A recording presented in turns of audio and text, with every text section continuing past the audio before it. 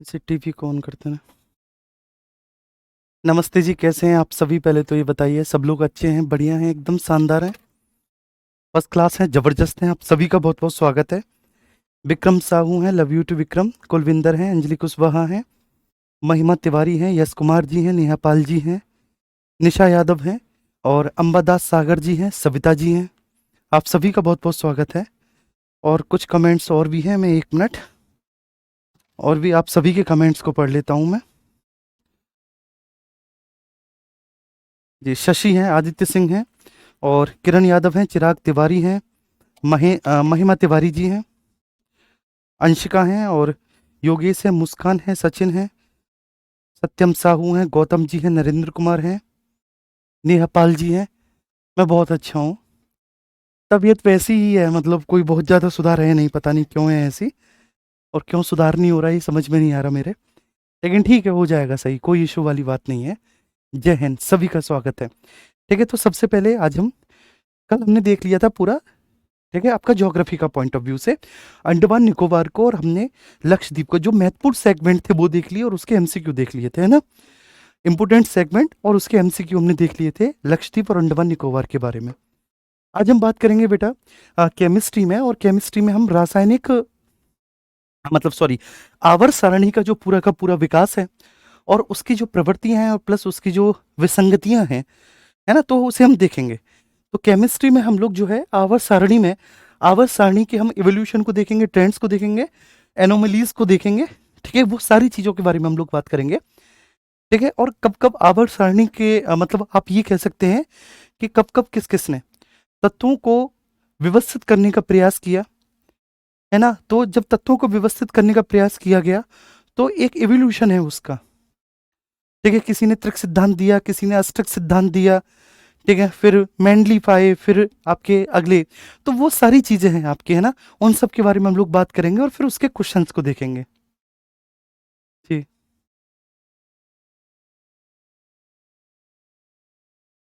ठीक है।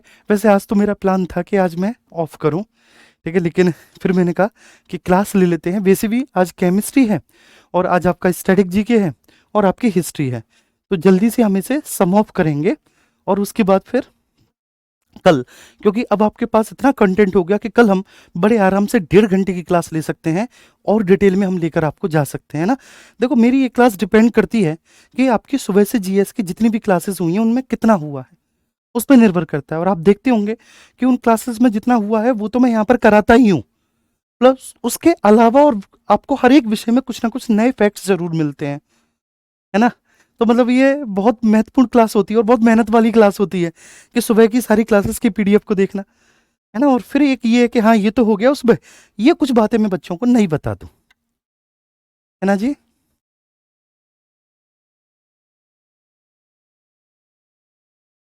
चलिए,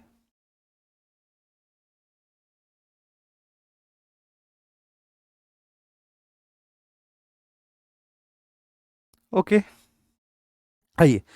तो सबसे पहले हम बात करेंगे केमिस्ट्री, आवाज सारणी का विकास, उसकी प्रवृत्तियां और उसकी विसंगतियां। ठीक है, तत्वों का वर्गीकरण रासायनिक विज्ञान के सबसे महत्वपूर्ण अध्याय में से एक है।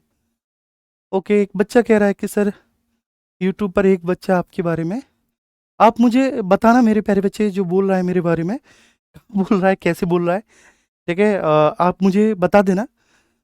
मुझे आप इंस्टाग्राम पे डीएम कर देना उसका लिंक, या फिर आप मुझे मैसेज करके बता देना, ठीक है ना। मैसेज आप कहाँ करोगे? इंस्टाग्राम पे कर देना, टेलीग्राम पे कर देना, है ना। मैं फ़ोन नंबर तो नहीं दूंगा। आइए,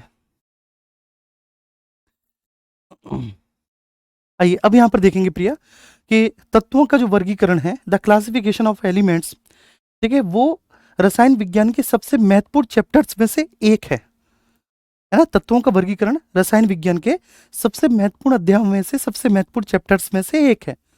आवर्त सारणी का वर्तमान स्वरूप जो है, ठीक है, वो कई सदियों का शोध और परमाणु संरचना की गहरी समझ का ही परिणाम है। मतलब इसमें बहुत सारे सिद्धांत हुए, इसमें बहुत सारा अनुसंधान किया गया, तब जाके हमने अब, ठीक है, तत्वों को, ठीक है, उनके रासायनिक गुणों के आधार पर व्यवस्थित किया है, वर्गीकृत किया है, और अब जाके पता चला है कि वो परमाणु क्रमांक से, ठीक है, होता है, मतलब कि परमाणु क्रमांक के आधार पर जो तत्वों के रासायनिक गुण हैं वह उनके आवर्ती फलन होते हैं।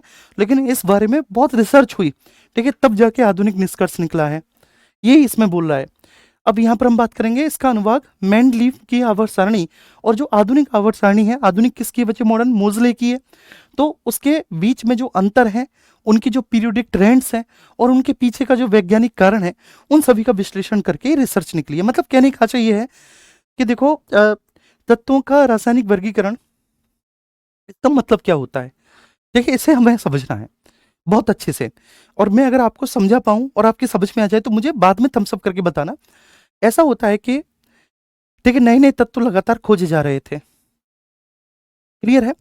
तत्वों की खोज में हमें एक बात पता चली कि कुछ ऐसे भी एलिमेंट्स होते हैं, कुछ ऐसे तत्व होते हैं, ठीक है, जिनके समान गुणधर्म होते हैं। अब वो जो समान गुणधर्म है उनके, वो है किस आधार पर, उसके पीछे क्या ऐसा बेस है जो कार्य कर रहा है, जिनके आधार पर उनके गुणधर्म समान हुए हैं, ठीक है। तो बहुत सारे ऐसे, ठीक ना, आपके रिसर्चर्स, बहुत सारे ऐसे साइंटिस्ट, ठीक है, उन्होंने इसके पीछे के कारणों को जानने का वो किया बच्चे, प्रयास किया। तो इसी प्रयास में, ठीक है, किसी ने ट्राइड्स मेथड दिया, मतलब त्रिक संरचना वाला मेथड दिया, किसी ने इसमें अष्टक सिद्धांत दिया, ये सारी चीजें दी। किसी ने कहा कि परमाणु भार के आधार पर तत्वों के जो रासायनिक गुण होते हैं वो समान होते हैं, तो किसी ने कहा कि भाई परमाणु संरचना के आधार पर होते हैं। मतलब ये एक चलता रहा, लेकिन कहीं ना कोई अपवाद निकल जाता था, है ना, कोई ना कोई अपवाद निकल जाता था। देखिए इस दिशा में फिर एक प्रयास किया मेंडलीव के द्वारा। मेंडलीव बहुत हद तक सटीकता या स्पष्टता तक पहुंच गए थे मेंडलीव साहब, ठीक है, लेकिन वो भी उनमें उनकी जो बच्चे पीरियोडिक टेबल थी उसमें भी कुछ कमियां थी। तो फिर उसको जो है सही किया मोजले ने, जिसको आधुनिक मॉडर्न पीरियोडिक टेबल कहते हैं, उन्होंने, ठीक है, अब ये कर दिया है कि हाँ भाई, लेकिन फिर भी कुछ अपवाद इसमें बचे हुए हैं और वो हमेशा रहते हैं। कहते हैं ना कि अपवाद हमेशा होते हैं, एक्सेप्शंस आर ऑलवेज देयर, अपवाद हमेशा रहते हैं। ये बात आई समझ में, क्लियर है। तो मतलब ये देखा बच्चे, बहुत सारे रसायन विज्ञान शास्त्रियों ने, बहुत सारे ऐसे, ठीक है, जो केमिस्ट थे, जो आपके साइंटिस्ट थे, जो आपके रिसर्चर्स थे, कि दो या दो से अधिक तत्व, कुछ तत्व ऐसे होते हैं कि जिनके रासायनिक गुणधर्म समान होते हैं, तो उसके पीछे का रीजन उन्होंने जाना कि वो हैं क्यों समान, और यहीं से फिर पीरियोडिक टेबल की एक परंपरा विकसित हुई, ठीक है अंकिता, यहीं से। तो the classification of element is one of the most important chapters of the chemistry. The current form of the periodic table is the result of centuries of research and a deep understanding of a atomic structure. This section analyzes the difference between Mendeleev periodic table and the modern periodic table. Periodic trends, जो अभी तक जितने भी periodic trends आए, ठीक है बच्चे, वो periodic trends, ठीक है, plus and the scientific regions behind them, उनके पीछे के वैज्ञानिक कारण क्या हैं जो अभी वर्तमान में पीरियोडिक ट्रेंड्स, ठीक है, एस्टेब्लिश हुए हैं। तो उन सब के बारे में एक रिसर्च है, और उसको हम लोग बोलते हैं मेंडलीव की आवर्त सारणी।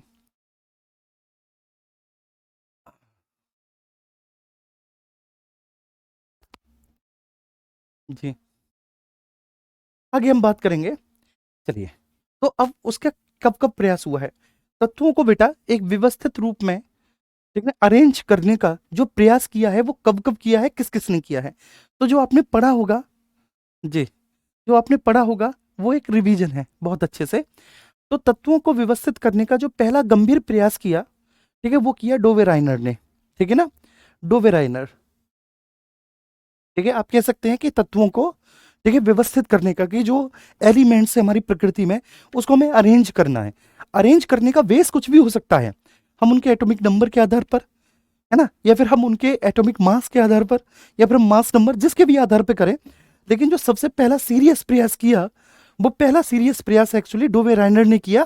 और वो कब किया, उन्होंने 1817 में किया। और उन्होंने इसमें एक ट्राइड्स मेथड दिया, त्रिक सिद्धांत दिया उन्होंने।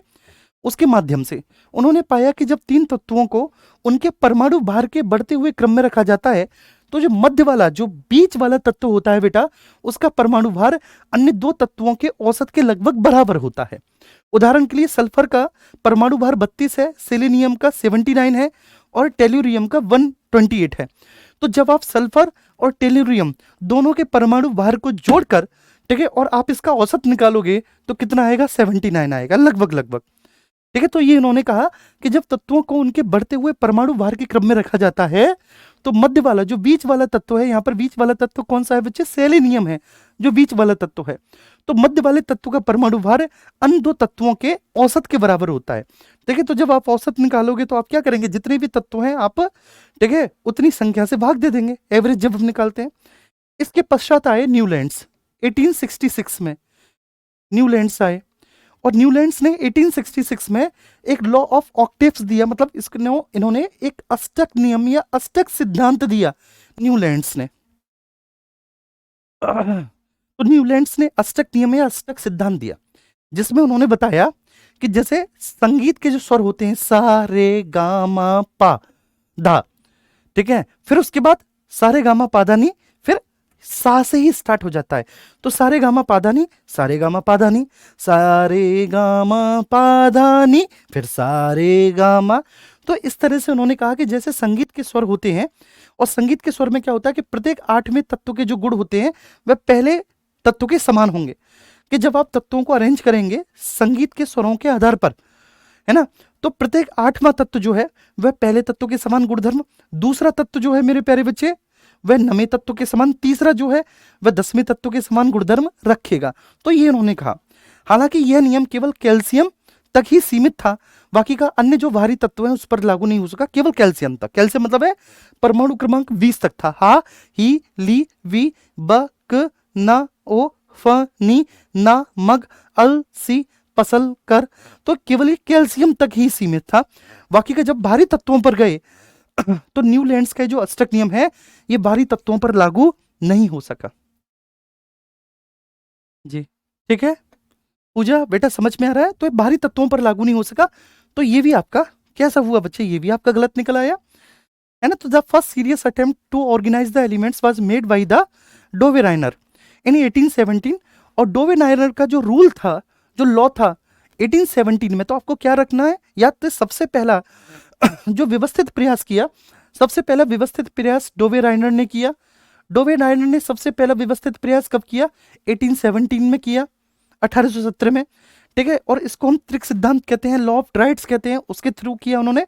और उन्होंने कहा जब 3 तत्वों को उनके बढ़ते हुए परमाणु भार के क्रम में रखा जाता है तो बीच वाले का जो औसत होता है वो शेष 2 के बराबर होता है ना। फॉर एग्जाम्पल सल्फर, सेलेनियम और टेलुरियम का एग्जाम्पल दिया। इसके बाद फिर अगला आपको याद रखना है कि 1866 में न्यूलैंड्स ने, ठीक है, द रूल ऑफ ऑक्टेव दिया। और उन्होंने कहा जिस प्रकार के संगीत स्वर होते हैं, संगीत स्वर में प्रत्येक 7वें के बाद जो 8वां तत्व होता है, ठीक है, उसके 7वें तत्व के समान गुणधर्म होते हैं। तो उन्होंने वो दिया, लेकिन ये केवल व केवल एटॉमिक नंबर 20 तक ही आपका सीमित था। उसके बाद भारी तत्वों के संदर्भ में ये भी लागू नहीं हो सका, है ना। जी बेटा, ये भी लागू नहीं हो सका। फिर उसके बाद 1869 में मेंडलीव साहब आए। 1869 में बेटा मेंडलीव साहब आए और मेंडलीव साहब ने अपनी एक पीरियोडिक टेबल प्रस्तुत की। मेंडलीव साहब की पीरियोडिक टेबल में बेटा बेस क्या था? परमाणु भार था। ये ध्यान रखना है। जबकि मोजले की पीरियोडिक टेबल में बेस क्या है? परमाणु क्रमांक। तो मेंडलीव साहब की पीरियोडिक टेबल में जो बेस था, ठीक है, दैट इज एटॉमिक मास, वह परमाणु भार पर आधारित थी। और मेंडलीव का आवर्ती नियम कहता है कि यदि, ठीक है, तत्वों को उनके बढ़ते हुए परमाणु भार के क्रम में रखा जाए तो उनके रासायनिक गुणधर्म जो होते हैं उनके आवर्ती फलन होते हैं। मतलब तत्वों को जब आप बढ़ते हुए परमाणु भार के क्रम में रखेंगे तो the basis of the atomic mass, परमाणु भार के आधार पर तत्वों की जो केमिकल प्रॉपर्टी होती है वो रिपीट करती हैं, वो उनके आवर्ती फलन होते हैं, ये इन्होंने बोला। ठीक है, तो मेंडलीव का आवर्त का नियम कहता है कि तत्वों के गुण उनके परमाणु भार के आवर्ती फलन होते हैं। मेंडलीव की सबसे बड़ी सफलता ये थी कि उन्होंने अपनी सारणी में रिक्त स्थान छोड़े, ठीक है ना, और उन रिक्त स्थानों को छोड़कर बच्चे उन्होंने उन तत्वों के अस्तित्व की भी भविष्यवाणी की जो उस समय तक खोजे नहीं जा चुके थे, कि ऐसे भी तत्व आगे खोजे जाएंगे। तो कुछ उन्होंने रिक्त स्थान भी इसमें, ठीक है, खोजे थे। चलिए, अब यहां पर ये पूछा जाता है कि ध्यान रखना बेटा कि जैसे मेंडलीव के द्वारा ए का, ठीक है, एल्यूमिनियम, एक खाली स्थान छोड़ा गया था, बाद में गैलीनियम की खोज की गई। ठीक है, एक खाली स्थान उन्होंने अपनी आवर्त सारणी में खोजा। ठीक है, ये आपने नहीं पढ़ा होगा आपके बैच में, तो ये मैं आपको इसलिए पढ़ा रहा हूं कि मेंडलीव साहब ने एक खाली स्थान छोड़ा और उन्होंने कहा कि ए का एल्यूमिनियम नाम का, ठीक है, एक नाम दे दिया। खाली स्थान छोड़ के उस तत्व को ए का एल्यूमिनियम नाम का नाम दे दिया मेरे प्यारे बच्चे। और वो फिर क्या निकला आपका, ठीक है, गैलीनियम। आगे उसकी खोज हुई। ठीक है ना, गैलीनियम की खोज हुई। और उन्होंने एका एल्यूमिनियम के जो भी भौतिक और रासायनिक गुण बताए थे, ठीक गैलीनियम के वैसे ही भौतिक और रासायनिक गुणधर्म निकले। ठीक है, उन्होंने एका एल्यूमिनियम के जो भौतिक और रासायनिक गुणधर्म बताए थे, एका एल्यूमिनियम के ठीक वैसे ही बच्चे उससे मिलते जुलते अत्यधिक सटीक भौतिक एवं रासायनिक गुण निकले, अत्यधिक सटीक भौतिक और रासायनिक नियम निकले। फिर उन्होंने एक भविष्यवाणी की थी, एक खाली स्थान छोड़ा था, एका सिलिकॉन, एक खाली स्थान छोड़ा था एका सिलिकॉन। ठीक है, क्लियर है। तो जो भविष्यवाणी की थी एका सिलिकॉन, फिर आगे वहां पर एक और तत्व खोजा गया बच्चे, जर्मेनियम। जर्मेनियम और जर्मेनियम और एका सिलिकॉन के घनत्व और ऑक्साइड निर्माण में पूरी समानता है ना जी, उसके घनत्व और ऑक्साइड निर्माण में पूरी समानता है। एका सिलिकॉन और जर्मेनियम के घनत्व और ऑक्साइड निर्माण में पूरी समानता निकली। इसके बाद उन्होंने एक ऐसे ही तत्व की भविष्यवाणी की थी, एका बोरॉन। और फिर आगे चल के हमने एक और तत्व खोजा बच्चे, स्कैंडियम। ठीक है, स्कैंडियम। और सबसे बड़ी बात क्या कि स्कैंडियम और एका बोरॉन परमाणु भार का उनका निकटतम अनुमान वो भी सही निकला जी, वो भी सही निकला। चलिए लेकिन बेटा मेंडलीव की आवर्त सारणी में कुछ कमियां थी। ठीक है, उन कुछ प्रमुख कमियों में जब आपसे पूछा जाए कि क्या कमियां हैं, जैसे हाइड्रोजन की स्थिति अनिश्चित थी। मेंडलीव की आवर्त सारणी में हाइड्रोजन का कोई निश्चित स्थान नहीं था, तो मेंडलीव की आवर्त सारणी में हाइड्रोजन की स्थिति अनिश्चित थी। ठीक है, उसका कोई निश्चित स्थान नहीं था। इसके अलावा समस्थानिकों के लिए स्थान का अभाव था, आइसोटॉप्स के लिए कोई स्थान नहीं था, क्योंकि आइसोटॉप्स क्या होते हैं, ठीक है, परमाणु क्रमांक के आधार पर होते हैं। और उन्होंने तत्वों का परमाणु भार के बढ़ते हुए क्रम में रखा था। ठीक है, उन्होंने जो तत्वों का वर्गीकरण किया था उसका बेस क्या था, परमाणु भार था, जो उन्होंने तत्वों का वर्गीकरण किया वह परमाणु भार था जो उन्होंने तत्वों का वर्गीकरण किया, है ना। तो यही बात हमको बहुत अच्छे से समझनी है। जबकि ठीक है, मेंडलीव साहब ने अपनी आवर्त सारणी में बेटा समस्थानिकों के लिए कोई स्थान, अब हम आइसोटॉप्स पढ़कर आए हैं। आइसोटॉप्स का मतलब होता है एक ही तत्व के ऐसे परमाणु जिनका परमाणु क्रमांक समान होता है लेकिन द्रव्यमान संख्या अलग अलग होती है। एक ही तत्व के ऐसे परमाणु होते हैं जिनका परमाणु क्रमांक समान है लेकिन उनकी द्रव्यमान संख्या अलग अलग है। ठीक है, तो उन्होंने आइसोटॉप्स के लिए कोई स्थान नहीं छोड़ा क्योंकि समस्थानिकों का परमाणु भार भिन्न भिन्न होता है, तो डेट्स वाई। फिर उसके बाद ये डेट आपको याद रखनी है जी, फिर ये डेट आपको याद रखनी है कि 1913 में हेनरी मोजले आए, 1913 में मोजले। ठीक है, और मोजले ने ये बच्चे सिद्धांत दिया कि तत्वों के जो रासायनिक गुणधर्म होते हैं वह उनके बढ़ते हुए परमाणु क्रमांक के आवर्ती फलन होते हैं। तो जहां मेंडलीव ने परमाणु भार को माना था बेस, वहां पर मोजले ने किसको माना, परमाणु क्रमांक को बेस माना। और मोजले ने ये कहा कि तत्वों के जो रासायनिक गुणधर्म होते हैं वह उनके बढ़ते हुए परमाणु क्रमांक के आवर्ती फलन होते हैं। चलिए, तो और यहीं से देखिए ये मोजले की जो आवर्त सारणी थी वो एक मॉडर्न पीरियोडिक टेबल प्रूव हुई, उसको आधुनिक आवर्त सारणी कहा गया। ठीक है तन्नो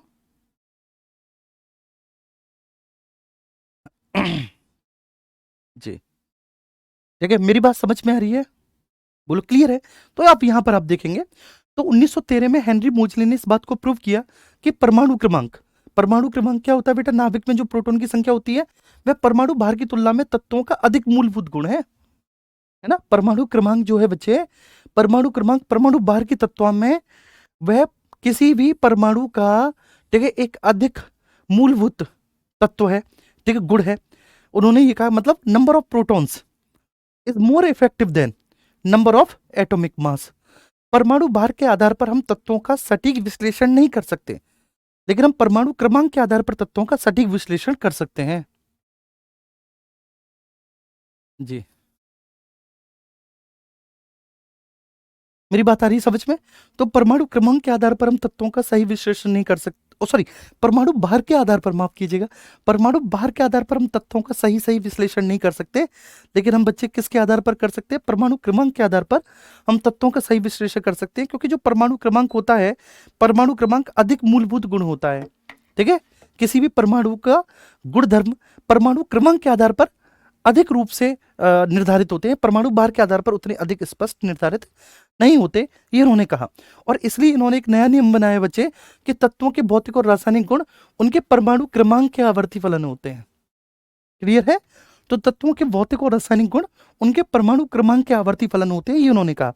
अब ये बात ध्यान रखना कि इनकी जो पीरियोडिक टेबल है उसमें जो वर्टिकल पिलर्स है उनकी संख्या 18 है, ये याद रखना है कि वर्टिकल पिलर्स की संख्या 18 है। ठीक है ना, जिसको आप ग्रुप कहेंगे, समूह कहेंगे। और जो पीरियड्स हैं आपके, पीरियड्स की संख्या कितनी है? 7। पीरियड्स कैसे हैं? आपके ओरिजेंटल हैं। तो पीरियड्स ओरिजेंटल है, पीरियड्स की संख्या कितनी है? 7 है।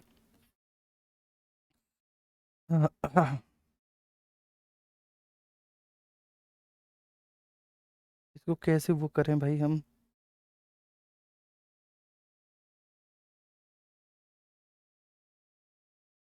इसको रोकना है हमें। लो कोई बात नहीं, रुक जाएगा, है ना भाई। तो याद रखना मेरे प्यारे बच्चे, जो मैंने बोला बस इसी बात को आपको पूरी तरह से ध्यान रखना है। पूरी तरह से इस बात को आपको अपने, ठीक है, दिमाग में उतार लेना है। अपने दिमाग में उतार लेना है क्या? ठीक है, कि जो मॉडर्न पीरियोडिक टेबल है, मॉडर्न पीरियोडिक टेबल, ठीक है, उसमें 18 वर्टिकल पिलर है, 18 ऊर्ध्वाधर स्तंभ है ना, 18 ऊर्ध्वाधर स्तंभ है। और 7 जो हैं, 7 ओरिजेंटल हैं। तो जो 7 ओरिजेंटल पंक्तियां हैं, 7 ओरिजेंटल पंक्तियां, आवर्त जो हैं, वो हमको ध्यान रखना है कि वो क्या है आपके, तो वो पीरियड्स हैं। और 18 क्या है आपके? ग्रुप्स हैं। चलिए,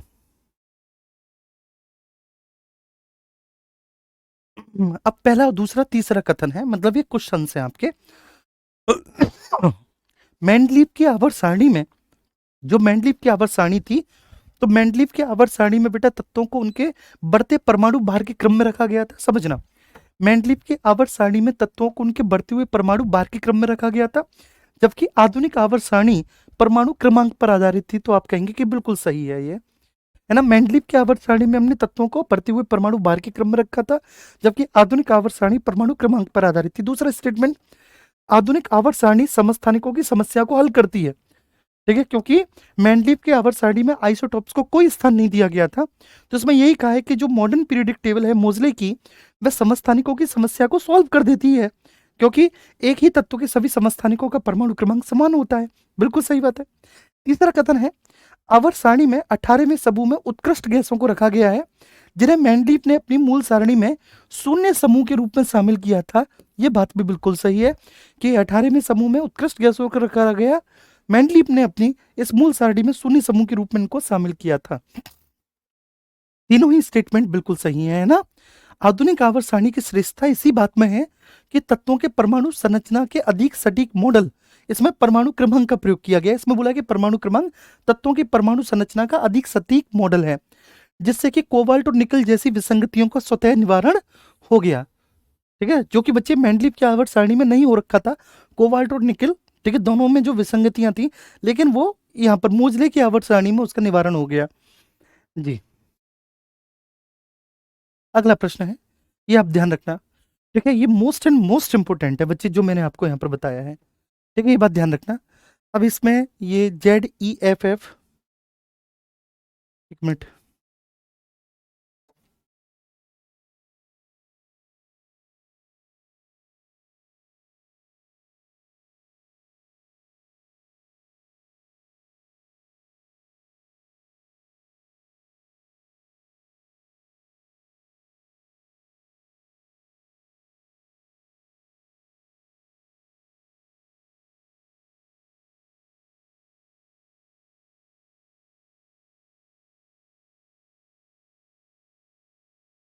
चलिए।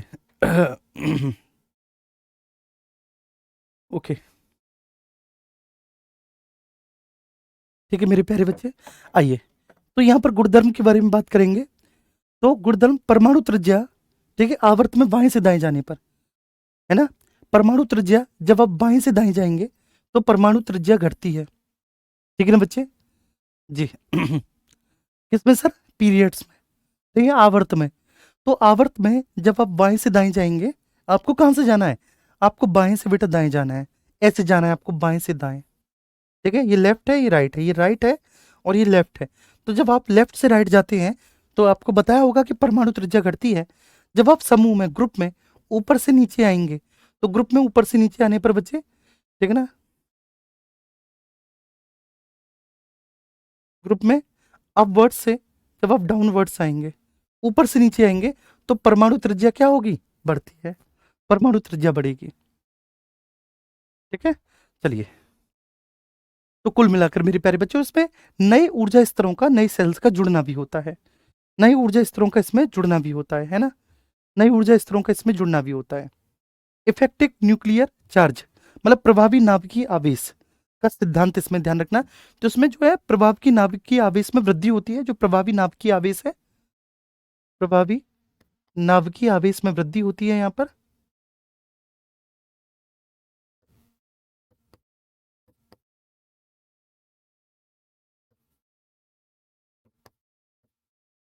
प्रभावी नाभिकीय आवेश में वृद्धि होती है और इसमें नए ऊर्जा स्तरों का जुड़ना होता है, नई सेल्स का जुड़ना होता है।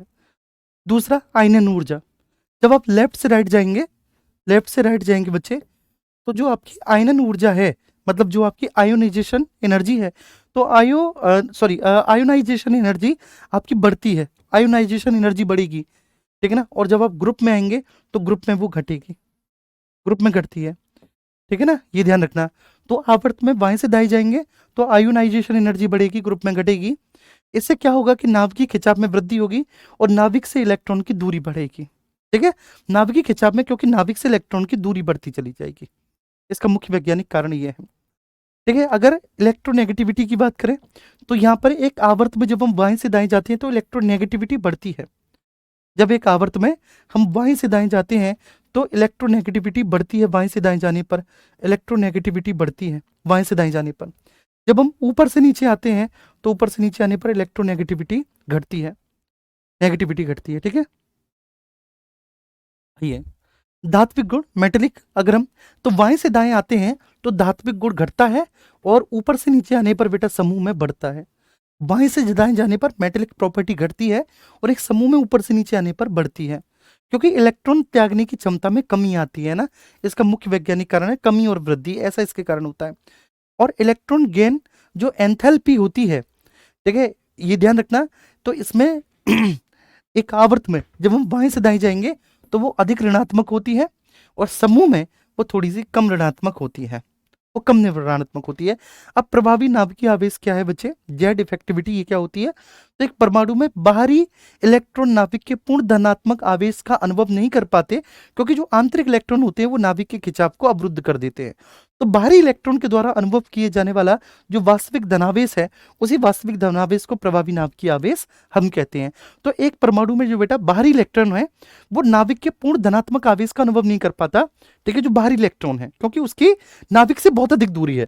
तो बाहरी इलेक्ट्रॉन वो वास्तव में पता ही नहीं कर पा रहा कि एक नाभिक का पूर्ण धनात्मक आवेश है कितना, क्योंकि आंतरिक इलेक्ट्रॉन नाभिक के खिंचाव को क्या कर देते हैं बेटा, अवरुद्ध कर देते हैं। तो बाहरी इलेक्ट्रॉन के द्वारा अनुभव किया जाने वाला जो वास्तविक धनावेश है उसी को प्रभावी नाभिकीय आवेश कहते हैं हम। एक आवर्त में जब हम दाएं जाएंगे, बाएं से दाएं जाएंगे तो प्रोटॉन की संख्या बढ़ती है, लेकिन कोस वही होता है। तो बाएं से दाएं जाने में, ठीक है, जब बेटा प्रोटॉन की संख्या बढ़ेगी तो बड़ा स्वाभाविक सी बात है, प्रोटॉन की संख्या बढ़ने पर मेरे प्यारे बच्चे, जब प्रोटॉन की संख्या बढ़ती है बाएं से दाएं जाने पर, तो प्रोटॉन की संख्या बढ़ने के कारण बेटा, क्योंकि कोस वही है, तो इसलिए जो जेड इफेक्टिविटी है, प्रभावी नाभिकीय आवेश है, प्रभावी नाभिकीय आवेश आपका बढ़ता है और परमाणु का आकार इसमें सिकुड़ जाता है। जी, अब अपवाद से प्रश्न बहुत बनते हैं, ठीक है, मतलब ये मैं आपको बिल्कुल निचोड़ दे रहा हूं, निचोड़। अपवाद से बहुत प्रश्न बनते हैं। क्या क्या अपवाद है, ठीक है, ध्यान रखना। नाइट्रोजन और ऑक्सीजन आयनन ऊर्जा के संदर्भ में, आयनाइजेशन एनर्जी के संबंध में नाइट्रोजन और ऑक्सीजन के अपवाद हैं बेटा। आयोनाइजेशन एनर्जी के संबंध में नाइट्रोजन और ऑक्सीजन के अपवाद हैं। सामान्य नियम ये कहता है कि ऑक्सीजन की आयनन ऊर्जा नाइट्रोजन से अधिक होनी चाहिए, है ना। लेकिन बेटा नाइट्रोजन की प्रथम आयनन ऊर्जा अधिक होती है। इसका कारण जो होता है, सामान्य नियम क्या कहता है कि ऑक्सीजन की अधिक होनी चाहिए, लेकिन होती नाइट्रोजन की है, ठीक है। इसके पीछे का कारण है कि नाइट्रोजन का अर्धपूरित उपकोष जो उसे असाधारण स्थिरता प्रदान करता है। बस इतना ध्यान रखना कि नाइट्रोजन और ऑक्सीजन, ठीक है, नियम ये कहता है कि भैया ऑक्सीजन की आयनन ऊर्जा नाइट्रोजन से अधिक होनी चाहिए, लेकिन होता उल्टा है कि नाइट्रोजन की ऑक्सीजन से अधिक होती है। ठीक, कारण क्या है बच्चे, एक उपकोष है, ठीक है, अर्धपूरित उपकोष जो उसे असाधारण स्थिरता प्रदान करता है।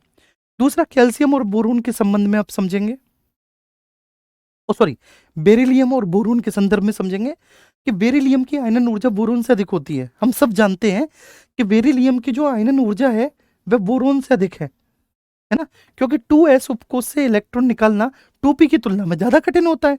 2p से आप इलेक्ट्रॉन जल्दी से निकाल सकते हैं और 2s से बेटा इलेक्ट्रॉन निकालना कठिन होता है। तो इसलिए बेरिलियम और बोरोन, तो बेरिलियम की आयनन ऊर्जा बोरोन से अधिक होती है, है ना। फ्लोरीन और क्लोरीन दोनों की इलेक्ट्रॉन बंधुता, फ्लोरीन सबसे अधिक विद्युत ऋणात्मक तत्व है, लेकिन इलेक्ट्रॉन बंधुता क्लोरीन की अधिक होती है। देखो कहता क्या है कि जो जितना विद्युत ऋणात्मक तत्व होता है उसकी इलेक्ट्रॉन बंधुता उतनी अधिक होती है। सामान्य नियम ये है कि जो जितना विद्युत ऋणात्मक तत्व है, जो जितना विद्युत ऋणात्मक तत्व है, बड़ा स्वाभाविक है, उसकी इलेक्ट्रॉन बंधुता उतनी अधिक होनी चाहिए। लेकिन यहाँ पर अपवाद है। फ्लोरीन की विद्युत ऋणात्मक जो आपके मतलब विद्युत ऋणात्मक तत्व है, ठीक है, सबसे अधिक है फ्लोरीन, लेकिन इलेक्ट्रॉन बंधुता क्लोरीन की सबसे अधिक होती है ना। तो इसका कारण क्या होता है? फ्लोरीन का अत्यंत छोटा होना, ये इसका कारण होता है कि फ्लोरीन अत्यंत छोटी होती है। चलिए आइए अब सिंधु घाटी सभ्यता के बारे में हम देखते हैं। अब यहाँ से क्या क्या मिला है, जो प्रमुख प्रमुख वो हैं, आप इनको याद करिए मेरे प्यारे बच्चे। कहाँ से क्या क्या मिला है? हड़प्पा, हड़प्पा रावी नदी के किनारे है। हड़प्पा से बेटा अन्नागार की 2 पंक्तियां मिली। हड़प्पा से ठीक है एक तांबे का दर्पण मिला।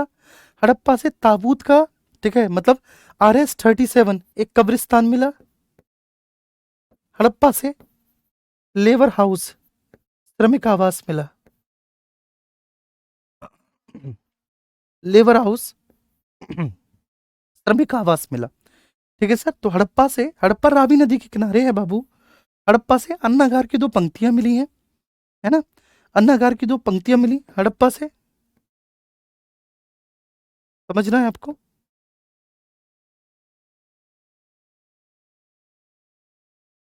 अन्नागार की 2 पंक्तियां मिली हड़प्पा से,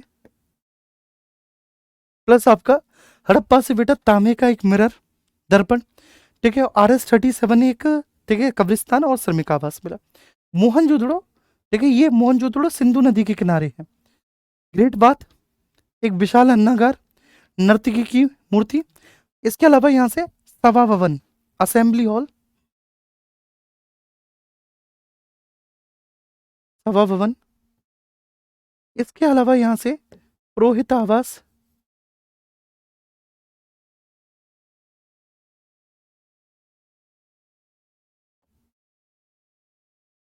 आवास, ठीक है। तो विशाल स्नानागार, विशाल अन्नागार, नर्तकी की मूर्ति, सभा भवन और पुरोहित आवास मिला मोहनजोदड़ो से। अब हम बात करेंगे लोथल। लोथल जो है आपका वह भोगवा नदी के किनारे है। लोथल भोगवा नदी के किनारे है। तो लोथल से हमको क्या मिला है? एक डॉकयार्ड मिला है, कृत्रिम डॉकयार्ड। चावल की भूसी के साक्ष्य मिले हैं और मन का बनाने का कारखाना लोथल से। तो लोथल भोगवा नदी के किनारे है। लोथल भोगवा नदी के किनारे है, ठीक है। लोथल से कृत्रिम गोदीबाड़ा मिला, लोथल से चावल की भूसी के साक्ष्य मिले और लोथल से मन के बनाने का कारखाना मिला। कृत्रिम गोदीबाड़ा, चावल की भूसी के साक्ष्य और मन के बनाने का कारखाना, ये लोथल से मिला, भोगवा नदी के किनारे है। कृत्रिम गोदीबाड़ा, चावल की भूसी के साक्ष्य और मन के बनाने का कारखाना मिला। कालीबंगा बेटा ये राजस्थान में घग्गर नदी के किनारे है। जुते हुए खेत, अग्नि वेदियां, ऊंट की हड्डियां और चूड़ियां। कालीबंगा का अर्थ ये होता है काले रंग की चूड़ियां। कालीबंगा का अर्थ क्या है? काले रंग की चूड़ियां। तो कालीबंगा जो कि घग्गर नदी के किनारे है, तो वहां से बच्चे हमको जो है जुता हुआ खेत, वहां से अग्नि वेदियां, है ना, वहां से ऊंट की हड्डियां और चूड़ियां मिली है। कालीबंगा से जुता हुआ खेत, अग्नि वेदियां, ऊंट की हड्डियां, चूड़ियां। धौलावीरा, ठीक है, कच्छ के रन में है धौलावीरा, और ये लूनी नदी के किनारे है। ये क्यों नहीं लिखा है इन्होंने? लूनी रिवर के किनारे है, ठीक है। यहाँ से बेटा रिजर्वायर, वाटर रिजर्वायर, एक खेल का मैदान, और यहाँ पर 3 स्तरीय नगर, उच्च नगर, मध्य नगर और बेटा निम्न नगर, 3 स्तरीय नगर मिला है, जो कि कहीं से देखने को नहीं मिला यहाँ के अलावा, केवल यहीं से देखने को मिला है, ठीक है। तो यहाँ से एक अद्वितीय जल संचयन प्रणाली मिली है, खेल का मैदान। चनहुदड़ो सिंधु नदी के किनारे है। लिपस्टिक, चनहुदड़ो की महिलाओं के बारे में आप देख लो, है ना। चनहुदड़ो की महिलाओं के बारे में आप खुद समझ लो मेरे प्यारे बच्चे। मैं 1 मिनट स्टीमर भैया को बुलाता हूँ ना, प्यास लग रही है मुझे, 1 सेकंड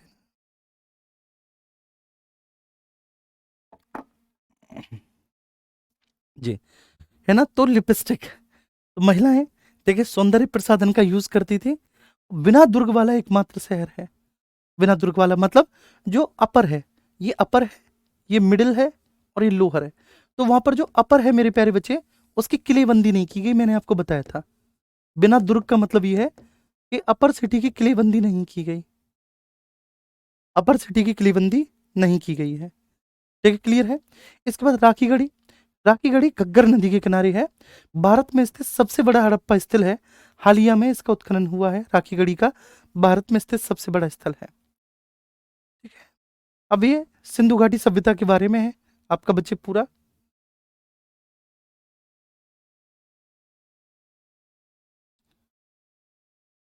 क्लियर हुआ ये, एक बार बताएंगे।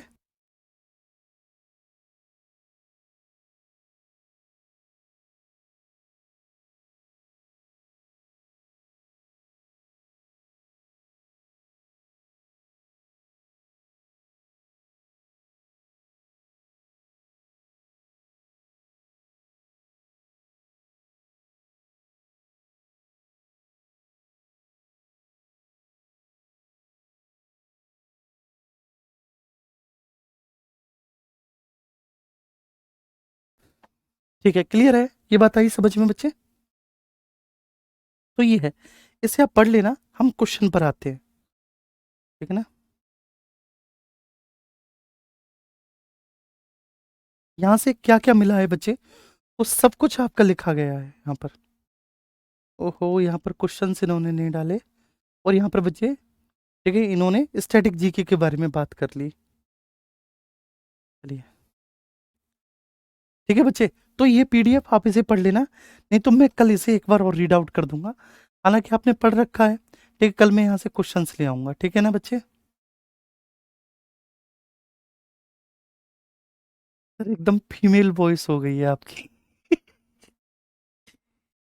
चलो, तो फिर आज यहीं पर करें, आज यहीं पर कल है करें।